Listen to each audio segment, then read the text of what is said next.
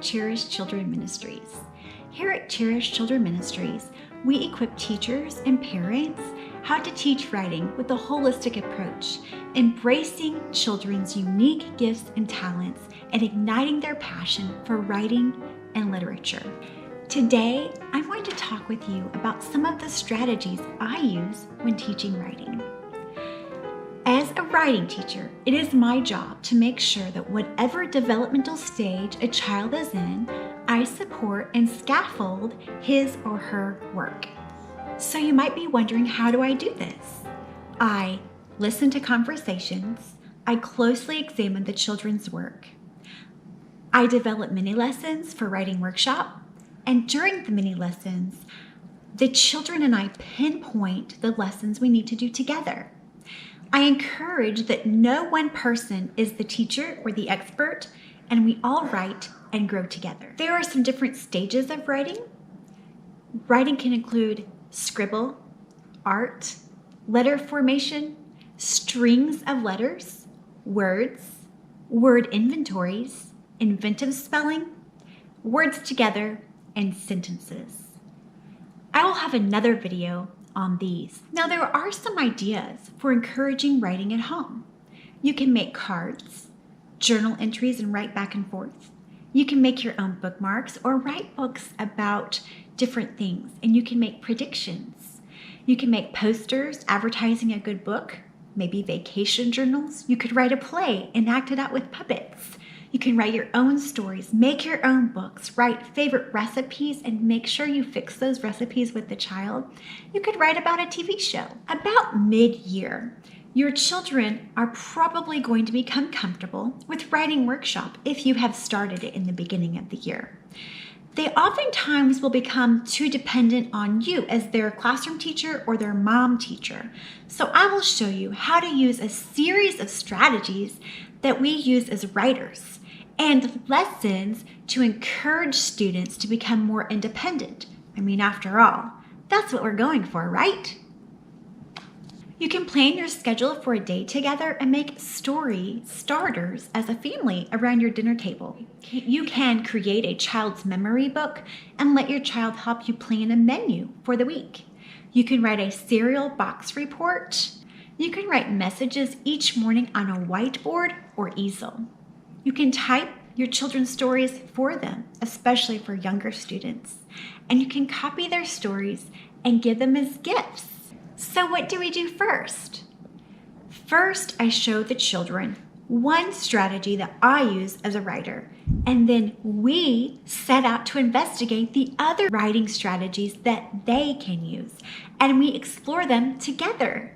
I might close my eyes and make a picture in my mind before I write on chart paper in front of my students, or maybe I talk about my idea aloud in front of my students, and I model for them what I'm thinking.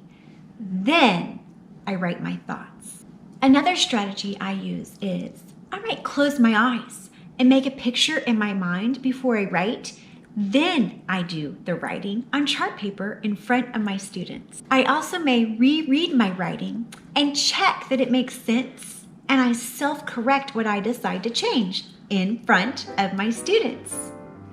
I also might sketch and write, sketch and write, sketch and write.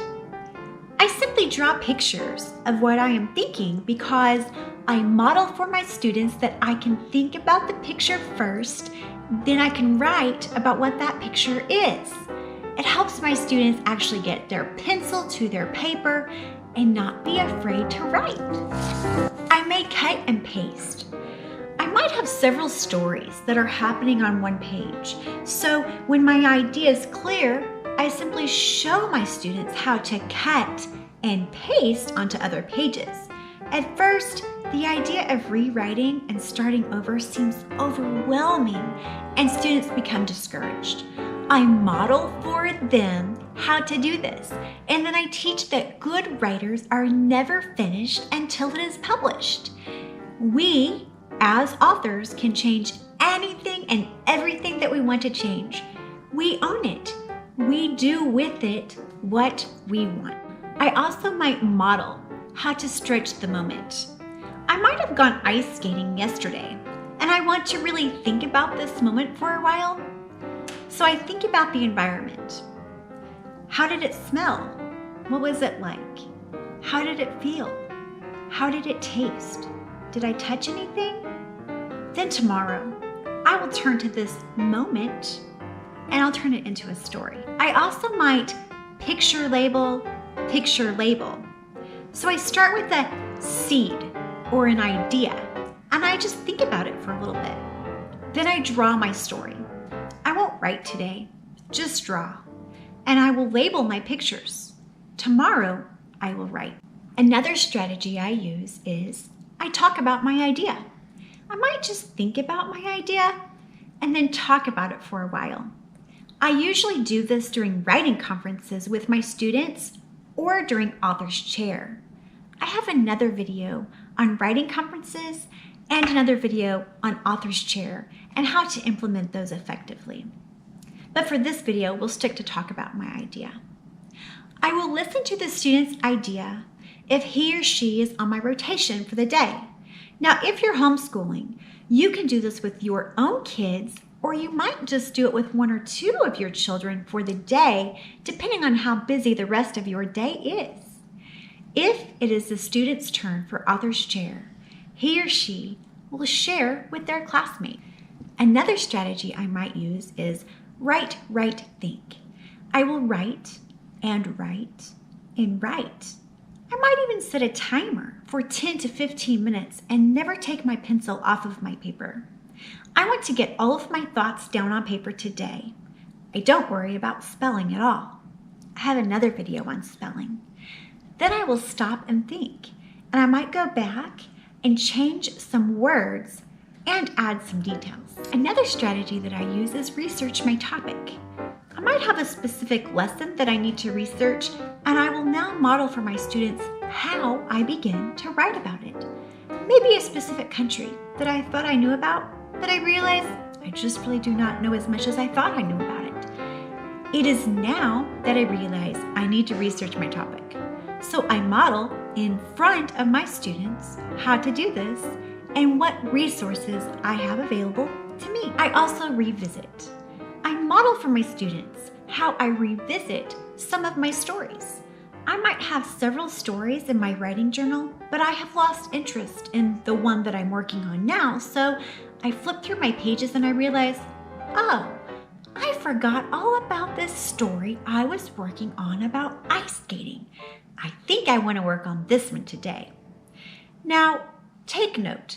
I will make sure my students go through the entire writing process at least 2 times during the semester to encourage focused writing and not just hopping from topic to topic, because then we never finish the process from start to finish. Another strategy I use is I lift a word or line. I decide to revisit one or more stories and I find an interesting word like aerial. And that triggers a new idea that I have about aerial backflips. So then I start to think and I begin a story of maybe hoping to visit the Olympics to watch the gymnasts. I might have a flood of ideas. Maybe I just got back from summer break and I have so many ideas I cannot focus on just one. So I make a list of all the ideas I have at one time and I put them in my writer's notebook. I also use mentors. I might notice that a student has a really great idea about something that I really haven't thought about, like being a big brother or big sister, for example. So I use my friends, my students' writing to help me get started on my own writing about having a baby sister or being a big sister. It's very important to always honor your students. When your students are using good writing strategies, really focus on that moment and make him or her the expert on that particular strategy. This builds confidence in positive classroom or home climate, encouraging students to seek advice from other students or siblings. Now it's your turn.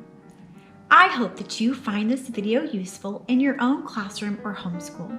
Just remember, this does not just happen overnight. It takes hard work and commitment to keep the lessons going and the writing flowing. Over a period of time, as your students get more into the routine and see the strategies being used by you, they will see the need and the why behind writing. If you enjoyed this video, please hit the like button below and subscribe for more valuable videos on how to teach writing to your children. You can also sign up for a class at www.cherishchildrenministries.org. Thanks for watching.